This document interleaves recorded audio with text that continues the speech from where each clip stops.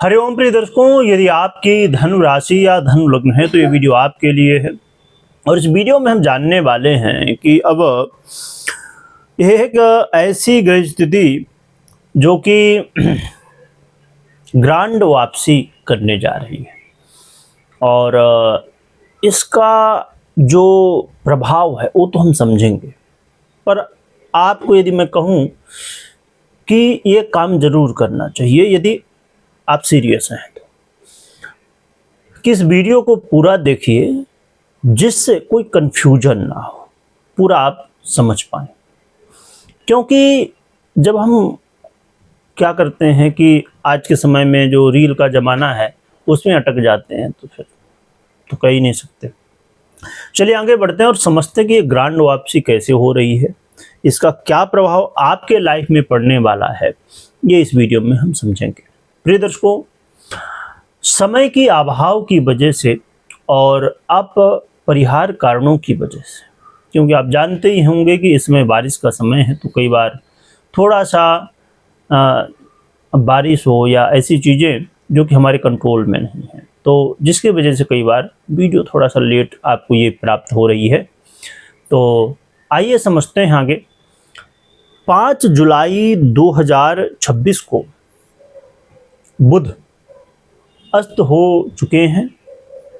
बुध वर्तमान में कर्क में गोचर कर रहे थे और वर्तमान में गोचर कर्क में करते हुए ये वक्र अवस्था को प्राप्त हुए थे समय पूर्व, और वक्र अवस्था को तो प्राप्त है ही, अस्त भी हो चुके हैं। तो वक्र अवस्था को प्राप्त होने की वजह से बुध महाराज अब कर्क राशि के अंतर्गत 7 जुलाई से प्रभाव देना शुरू कर देंगे। तो देखें तो एक तरफ बुध अस्त भी हैं और एक तरफ ये कर्क से मिथुन में आ चुके हैं, जो कि मुझे नहीं लगता कि बताने की आपको ज़रूरत है, क्योंकि आप यदि इस चिंतामणि से जुड़े हुए हैं हमेशा तो जानते ही होंगे। क्योंकि मेरी कोशिश होती है कि थोड़ा सा ज्योतिष को हम समझें भी, खाली ऐसा नहीं कि हम फलादेश समझ लें कि क्या होगा कैसे होगा, वो तो बहुत जगह आपको सुनने समझने को मिलता ही होगा।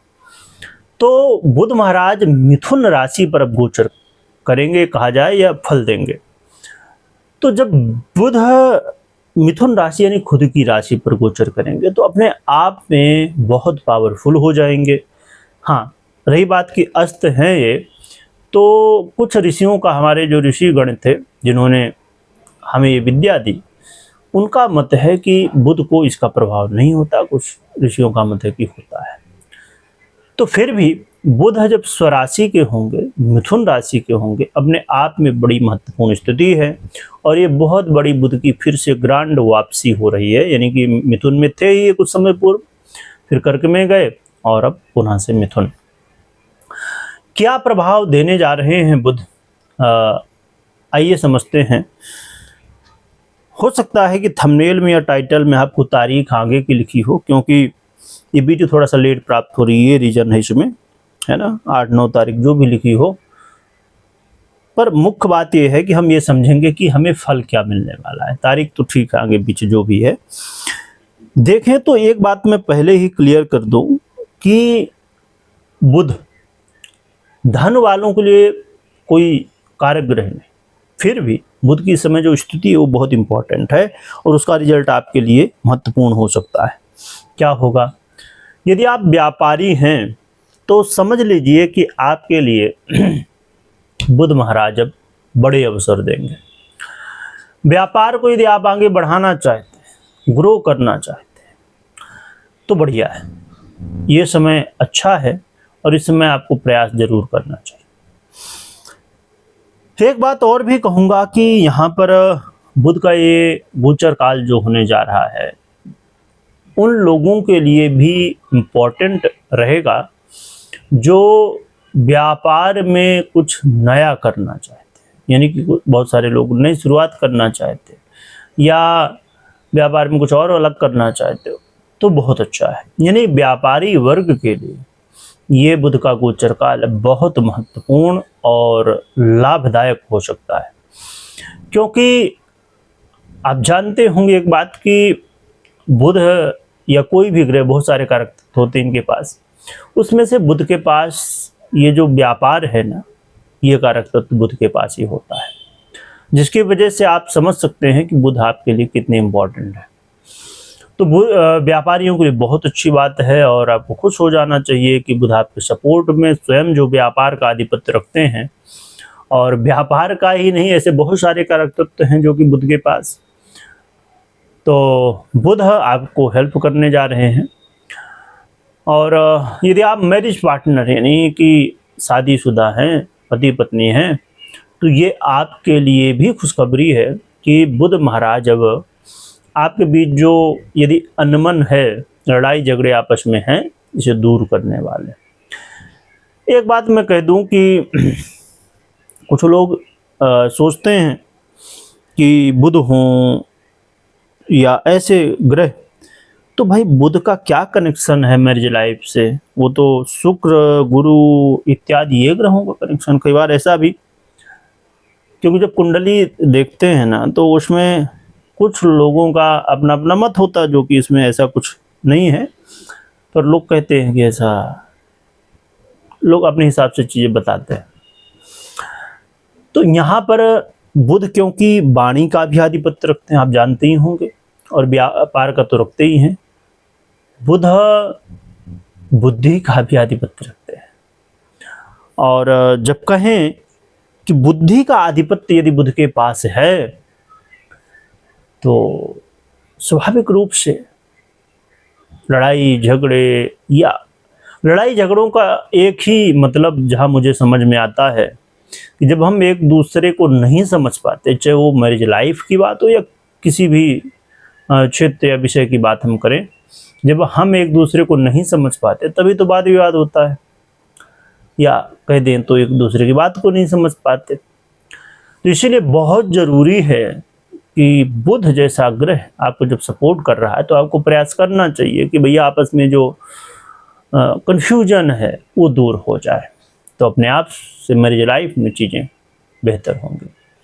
इसके अलावा बुध का ये गोचर काल बहुत इम्पोर्टेंट इसलिए भी हो जाता है कि ये आपके लिए लर्निंग का समय हो सकता है, या आपके लिए ऐसे कुछ निर्णय, कुछ ऐसे फैसले लेने का हो सकता है जो आपके लिए अच्छे साबित हो सकते हैं। करियर के दृष्टिकोण से भी काफ़ी अच्छा है। तो बुध का ये गोचर काल आपके लिए बहुत अच्छे रिजल्ट दे रहा है, परंतु जैसे मैंने पहले आपको बताया कि अस्त भी हैं, और बुध महाराज अस्त होने के अलावा मैं अभी थोड़ी और आगे बताता हूँ, पर एक चीज़ बता दूँ कि बुध अस्त तो है ही,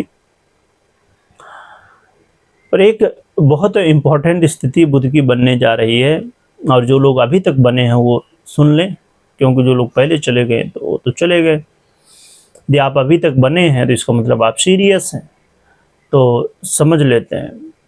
देखिए, बुध के लिए एक ऐसा योग बुध द्वारा निर्मित होता है जो कि बड़े राजयोगों में से एक है, और बहुत इम्पोर्टेंट है। यह योग को पंच महापुरुष योगों में से लिया जाता है, जिसे कह सकते हैं कि यदि ये योग हमारे कुंडली में हो और पूरी तरह से रिजल्ट दे रहा हो, तो फिर कहीं क्या सकते हैं, लाइफ में बहुत कुछ ये दे देता है। आप समझ चुके होंगे कि बुध द्वारा पंच महापुरुष योगों में से कौन सा योग होता है। भद्र नामक योग तो बहुत इम्पोर्टेंट हैं बुध, इसीलिए मैंने कहा था कि भले ये अस्त हैं, पर इनकी जो स्थिति है वो बहुत इम्पोर्टेंट है, इसीलिए इसका बेनिफिट जरूर लेना चाहिए। चलिए अब हम बात कर लेते हैं उपाय की, और उससे पहले मैं बता दूं कि कोई भी निर्णय आपको लेना हो तो आप अपनी पर्सनल कुंडली विश्लेषण के बाद ही निर्णय लीजिए, मात्र गोचर के आधार पर नहीं। क्यों ऐसा करना चाहिए? क्योंकि दर्शकों, यदि मैं कहूँ कि यदि आपके पास टू व्हीलर वाहन है और उसकी एक पहिया खाली ठीक हो, दूसरी ना ठीक हो, तो क्या चलने के लिए दोनों पहिया ठीक होनी चाहिए? स्वाभाविक रूप से। इसीलिए यदि आपको पूरी तरह से समझना है चीज़ों को, तो आपकी पर्सनल कुंडली और ये जो गोचर आप सुन रहे हैं, सभी को देखते हुए विचार करके और फिर निर्णय लेना चाहिए। उपाय की बात करें तो उपाय में आप देवी आराधना करिए, जिनके प्रति भी आपकी श्रद्धा हो। आपकी चाहे कुल देवी हो, माँ लक्ष्मी हो, माँ जगदम्बा हो, या जिनके प्रति भी आपकी श्रद्धा हो, देवी आराधना करिए। बुध यंत्र की आराधना करिए। बुध यंत्र आप अपने घर, ऑफिस इत्यादि में रख सकते हैं और आराधना कर सकते हैं। तो ये उपाय आप करें, इससे आपको सहयोग देखने को मिलेगा। वीडियो देखने के लिए बहुत बहुत धन्यवाद।